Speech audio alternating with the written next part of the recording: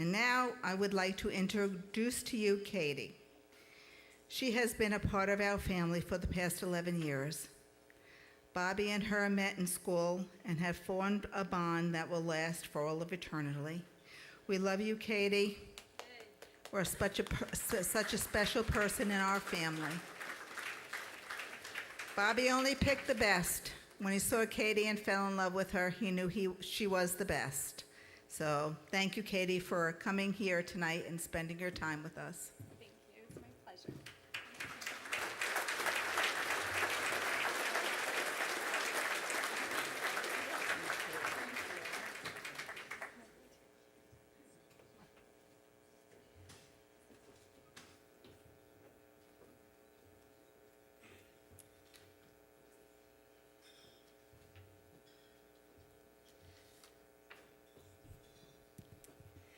Good evening and thank you. My name is Katie and I'm so honored to be here.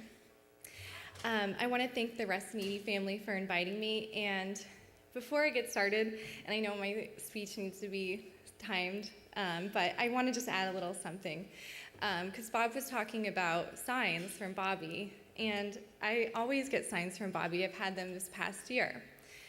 First, I always check the time, but I always check the time. I'm always like, what time is it? And every time I check around 7 o'clock, I look at my phone, and it lights up, no lie, every time 7:13.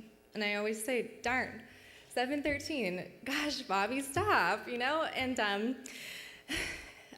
Diane always, she finds pennies from heaven. And I forgot to tell her this the other day, but I woke up, and on my windowsill was a penny. And I thought, that's random, a penny. And I picked it up, and it was, I always look at the date, and it was 1984. That's when Bobby was born. And sorry, Bob, I know this is going to be long.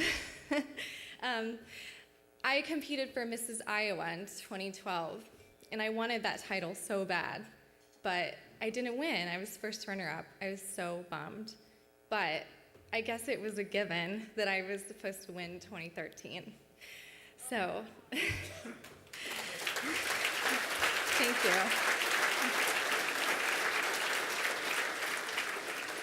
you. When Bob asked me to speak tonight, I was very happy because I would have the opportunity to talk about someone very special in my life, Bobby Resciniti, my first love. I never met anyone like Bobby. He was and is the most caring, loving, loyal individual. He literally wore his heart on his sleeves everywhere he went. I first met Bobby in high school. We both had geography class together, first thing in the morning, along with just 6 other students. Sometimes our teacher would let us work on homework together, and Bobby and I always ended up working on assignments together, but we talked about everything but our geography homework. Bobby ended up being my first kiss and my first boyfriend. I was taken back when he told me he loved me so quickly, but that was Bobby. He wasn't afraid to tell others that he loved them. We spent every waking hour together. Bobby would pick me up from school and take me home every day. When we weren't together, we were talking on the phone for hours and hours. And Bobby would write me a note every day. He signed and dated each one. And I still have every single letter in a shoebox that he wrote to me. For example, one day he wrote, I really do believe we were made for each other. I believe we were put together by God. I believe we'll be together forever, get married, have 2 or 3 children, become millionaires, and have a great family. We'll be in love with each other until the last day. Bye, my love. Love always and forever. Yours always, Bobby. This man had a heart like no other. He never wanted people that he loved to be sad or upset. Bobby was a giver. He loved to surprise me. He bought me gorgeous pieces of jewelry that I still have, mostly gold. He loved leaving me gifts on my doorsteps, flowers, balloons, love letters, chocolates. it was so funny when my parents would say, Bobby's been here, because our doorstep would be covered in flowers or something. Bobby and I's favorite thing to do was listen to music. He would sing me love songs in the car.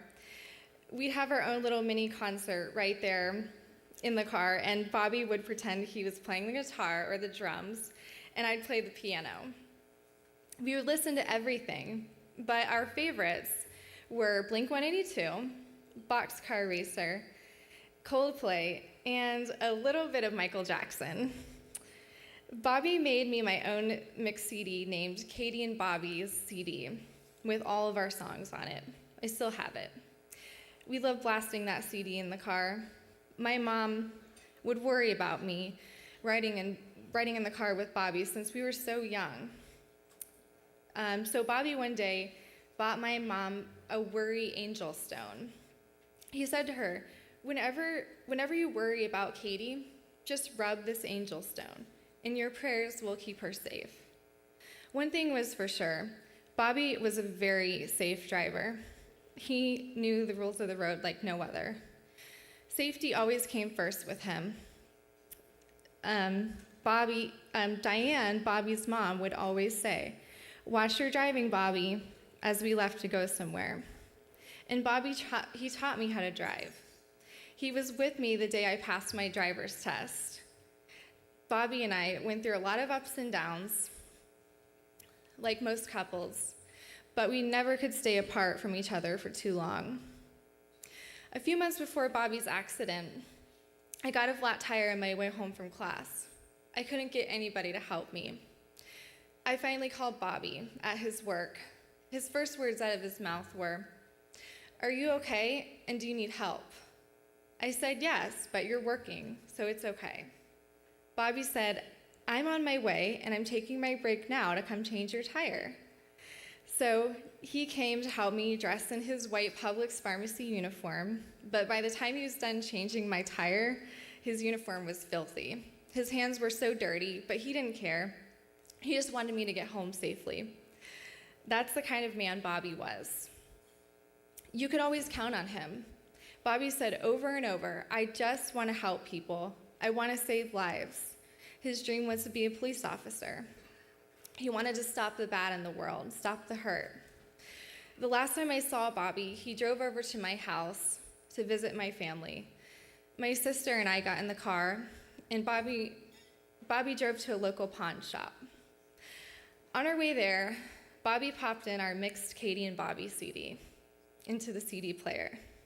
It brought back really good memories. After the day was over, Bobby dropped my sister and I back off home, and I gave him a big hug. And I didn't know that would be the last hug I'd ever give to him. I spoke to Bobby July 12, 2006.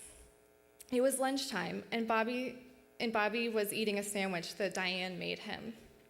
I called him to see if he wanted to take a class together. It turned out we had already signed up for the same class anyway, so we were both thrilled that we'd be taking a class together that semester. I told him I had to go and I would call him later. On July 13th, 2006, my world fell apart. My dad told me that he was sorry, but Bobby was in a car accident and he didn't make it. The first response out of my mouth was, that's not true because I just talked to him yesterday. I felt like time stopped and the rest of the world kept carrying on. I felt like my heart was shattered into a billion pieces. I knew things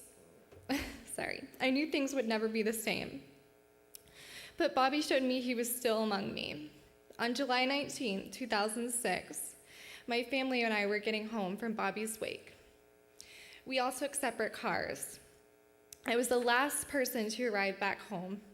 As I walked up to the driveway back to my house, I looked down by my feet, and laying there was a beautiful white dove feather. I knew Bobby sent this to me to remind me that he's always with me. I still have that feather to remind me that. After Bobby's death, it took me a while to laugh again. There was a huge hole in my heart. I remember feeling like I could not go on. But as years went by, I realized how Bobby lived his life. He lived it to the fullest. He was driven, passionate, positive, and way too full of, he was so full of energy. He believed anything was possible if you just give it your best shot. Bobby told me that I could do anything, and I know if Bobby was here, he would be proud. Never in my life did I think I would be walking across the stage in a national pageant in Las Vegas representing the entire state of Iowa. But I did it, and I owe so much of my accomplishments to Bobby and my God in heaven. So in conclusion, I want to tell everyone in this room, don't just go through the motions of your everyday life. Be like Bobby. Tell your loved ones that you love them every chance you get. Do the things you always wanted to do. Help others as often as you can. Life is a gift, and this is your time to shine. And it's your chance to get out there and impact the lives of other people. Your angels are among you, watching over you, guiding you, in hopes that you find your passion. We are all gathered here tonight because of one amazing man, Bobby Resciniti. Bobby, if you're listening, and I'm sure you are, thank you for having such a huge impact on my life. I miss you, and until we meet again, I send my love, always and forever. Thank you.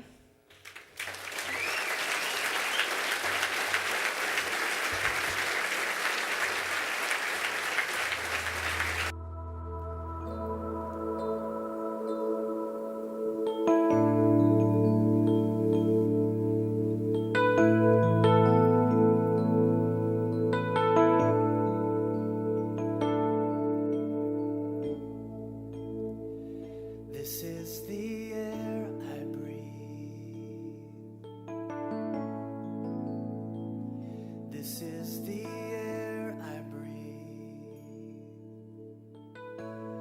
Your holy presence living in me.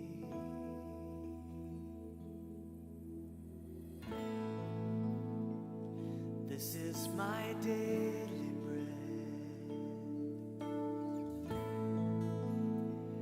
This is my daily